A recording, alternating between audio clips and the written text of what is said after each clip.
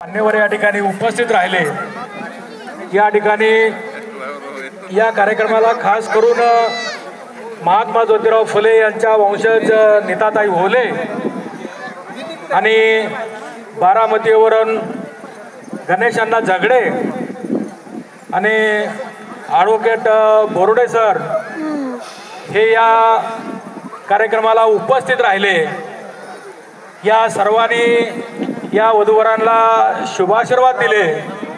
त्यापेक्षाही आपण सर्व मंडळीने या ठिकाणी महात्मा ज्योतिराव फुले यांचा सत्यशोधक विवाह हा कोणत्या पद्धतीने कशा पद्धतीने होतोय, या मराठवाड्यामध्ये अतिशय दुष्काळाची परिस्थिती आहे आणि या दुष्काळाच्या परिस्थितीमध्ये जे खर्च होतो आहे तो महात्मा ज्योतिराव फुले यांनी 150 वर्षापूर्वी आपल्या सत्यशोधक समाजाच्या पद्धतीनं ज्या चाली रीती रूढी आणि परंपरा आहेत त्या परंपरा कमी करून सत्यशोधक पद्धतीनं लग्न करणे आणि त्यामधून सर्व पैसा वाचवणे हा एकमेव मार्ग महात्मा ज्योतिराव फुले यांनी त्यावेळेला शेतकऱ्याला सांगितलेला होता आणि त्यातूनच महात्मा ज्योतिराव फुले यांनी शेतकऱ्याचा असूड हा ग्रंथ लिहिला, गुलामगिरी हा ग्रंथ लिहिला आणि ब्राह्मणाचे कसब हा ग्रंथ लिहिला।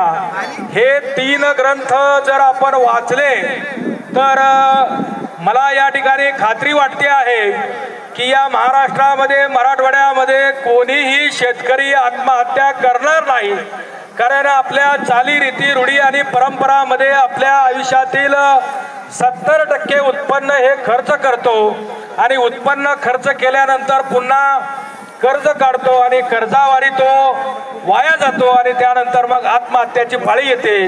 ती पाळीची येऊ नये महात्मा ज्योतिराव फुले यांनी या आपल्या ग्रंथामध्ये लिहिलेलं आहे। त्या ग्रंथाचं वाचन करणं अत्यंत गरजेचं आहे, कारण या महाराष्ट्रातून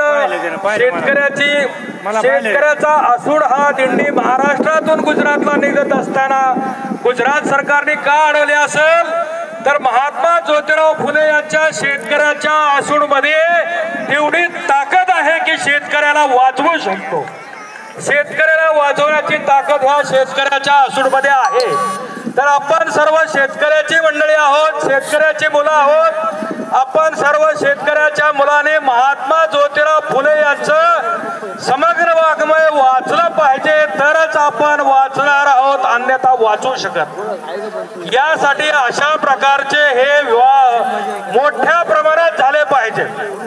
आमचा पश्चिम महाराष्ट्र अतिशय सुफलाम आहे, तरी सुद्धा त्या ठिकाणी छत्रपती शाहू महाराज यांनी या सत्यशोधक विवाहाची पद्धत चालू केली, कारण या विवाह पद्धतीनं सर्वांना चांगलं समानतेचं वातावरण या ठिकाणी निर्माण होतं आणि कमी खर्चात लग्न होतात आणि कमी खर्चात लग्न करावीत आणि या कमी खर्चामध्ये झालेल्या लग्नामध्ये जो पैसा वाचलेला आहे तो पैसा एखाद्या शिक्षण संस्थेला दान करावा, असं महात्मा ज्योतिराव फुले यांनी 150 वर्षापूर्वी सांगितलेलं आहे। तसंच मी या ठिकाणी रामभाऊ गाडेकर यांना सांगणार आहे की आज या लग्नात काहीतरी पैसा वाचवा आणि तो पैसा आपल्या मुलांच्या मुलींच्या शिक्षणासाठी एखाद्या शाळेला दान करा, ही मी या ठिकाणी विनंती करण्यासाठी आलेला।